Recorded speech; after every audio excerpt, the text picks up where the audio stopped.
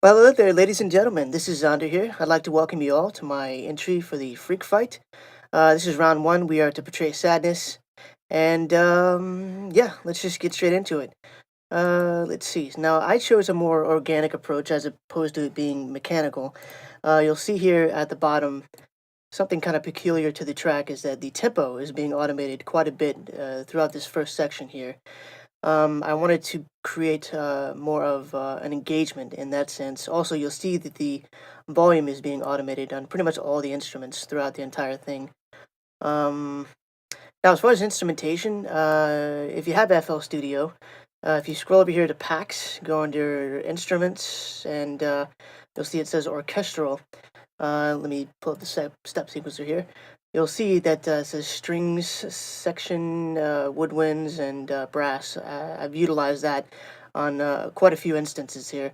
As far as the bells, I mean, what else do you use for bells besides citrus, right? Yes, that's citrus right here. Um, Now with these, granted it's all the same patch, you'll see over here on another token, I've labeled them differently. It says French horn, trombone, clarinet, oboe, and flute. Now, how I've done that, I will just navigate to horns, for instance, through a series of EQ, reverb, and filtering to either attenuate by adding or removing certain frequencies to achieve, or at least in my mind, achieve what that instrument should sound like. Um, yeah, so kind of a story behind the actual track itself.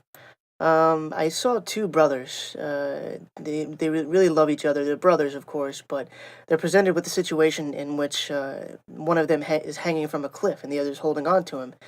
And he realizes he's a bad person, so he needs to let him go. Of course, it's a really tough decision for him to do that.